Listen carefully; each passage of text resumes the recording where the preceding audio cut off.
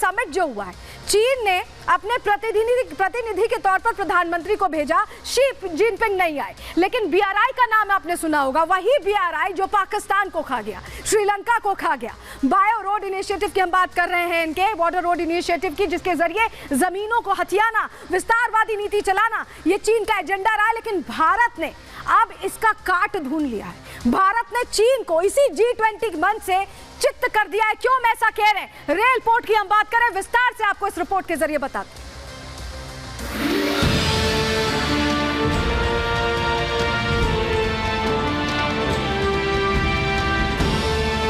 जब हम कनेक्टिविटी का इतना बड़ा इनिशिएटिव ले रहे हैं, तब हम आने वाली पीढ़ियों के सपनों के विस्तार के बीज बो रहे हैं। दुनिया में चीन की छवि भू माफिया की बन चुकी है। चीन अपनी इसी छवि के चलते पूरी दुनिया में बदनाम है। जमीन कब्जाने की नीयत से ही चीन ने belt and road initiative project तैयार किया और छोटे देशों को कर्ज के जाल में फंसाकर अपनी जायज और नाजायज सारी मांगे मनवाई।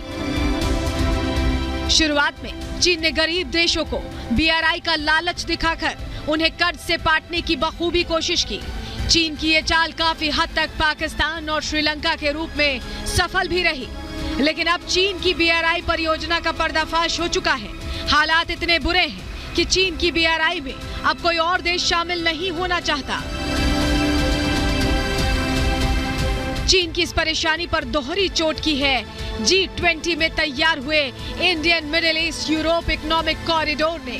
जैसे ही IMEC लॉन्च करने का ऐलान हुआ, ड्रैगन चारों खाने चित्त हो गया। चीन की चालबाजियों का जवाब देने के लिए भारत, UAE, सऊदी अरब, European union, France, Italy, Germany और अमेरिका एक साथ आ गए हैं।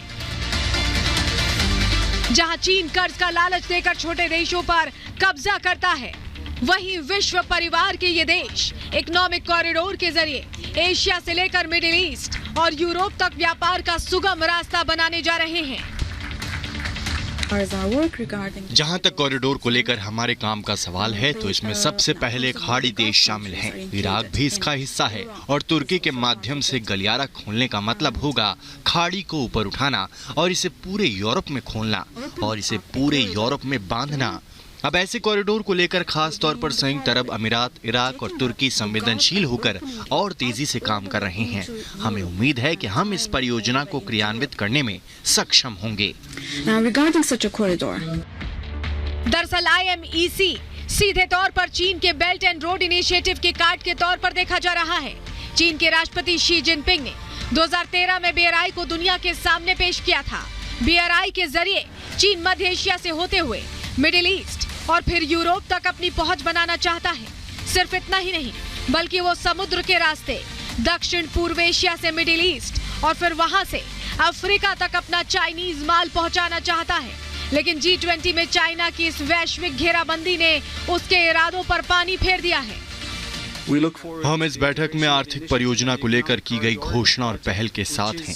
मैं उन लोगों को धन्यवाद देना चाहता हूं, जिन्होंने इस महत्वपूर्ण आर्थिक कॉरिडोर की स्थापना के लिए इस संस्थापक कदम तक पहुंचने के लिए हमारे साथ काम किया। व्हाइट हाउस की तरफ से जारी किए गए बयान में बताया गया है कि IMEC में 2 कॉरिडोर होने वाले हैं। इसमें पहला ईस्ट कॉरिडोर है, जो भारत को अरब की खाड़ी से जोड़ेगा। वहीं दूसरा नॉर्दर्न कॉरिडोर होगा, जो अरब की खाड़ी को यूरोप से जोड़ेगा। इसमें एक रेल मार्ग भी शामिल होगा। आइए इस प्लान को डिटेल में भी समझ लेते हैं। UAE के पूर्वी हिस्से में फुजेरा बंदरगाह मौजूद है। भारत में बने उत्पादों को समुद्री मार्ग से फुजेरा बंदरगाह तक पहुंचाया जाएगा। इसके बाद UAE से सऊदी अरब तक का सफर शुरू होगा। सऊदी अरब से रेल मार्ग से माल जॉर्डन तक पहुंचाया जाएगा। सऊदी अरब और जॉर्डन के बीच पहले से ही रेल मार्ग है। इजराइल के हाइफा बंदरगाह तक सामान पहुंचाने के लिए आगे के हिस्से पर काम होगा। इस प्रोजेक्ट के जरिए न सिर्फ भारत का सामान यूरोप और मिडिल ईस्ट तक पहुंचेगा, बल्कि नेपाल और बांग्लादेश जैसे देश भी इटली, जर्मनी और फ्रांस जैसे मुल्कों तक अपने प्रोडक्ट को भेज पाएंगे। वहीं विश्व परिवार के साथ आने से ग्लोबल मार्केट में चाइना की दादागिरी भी कम हो जाएगी। Bureau report, Republic Bharat. तो ये BRI से कितना अलग है ये हम आपको बता देते हैं। ये इकोनॉमिक कॉरिडोर, वो जानकारी आपके सामने ग्राफिक्स के जरिए रख रहे हैं। देखिए BRI में एशिया, यूरोप और अफ्रीका जोड़ने का ये पूरा प्लान है, लेकिन economic corridor Bharat, middle east और यूरोप को जोड़ेगा। अगला फर्क क्या है? सड़क और समुद्र में जहां BRI से कनेक्टिविटी बढ़ रही है, वहीं इकोनॉमिक कॉरिडोर से रेल और समुद्र में कनेक्टिविटी बढ़ेगी। रेल प्रोजेक्ट है ये बेसिकली। चीन की रणनीति का हिस्सा हमेशा से BRI रहा है, विस्तारवादी नीति का हिस्सा रहा है, लेकिन इकोनॉमिक कॉरिडोर क्या है? भारत, मिडिल ईस्ट, यूरोप और अमेरिका की पहल है। भारत इसमें फायदा नहीं देख रहा, सबका विकास देख रहा है।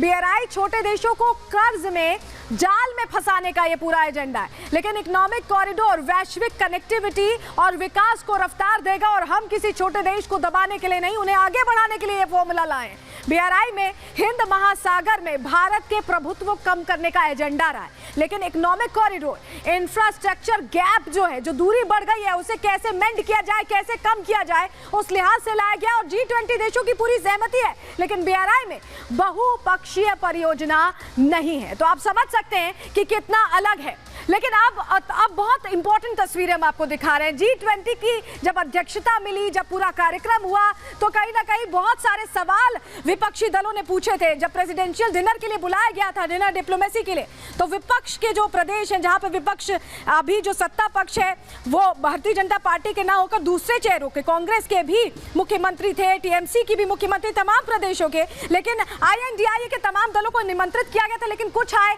जिनको मौका मिला मिलने का, और अंतर्राष्ट्रीय मंच की अहमियत कहा जाए तो इन नेताओं ने समझी और प्रधानमंत्री ने उस तरह से इंट्रोड्यूस भी कराया। वो खास तस्वीरें हमने आपको दिखाई।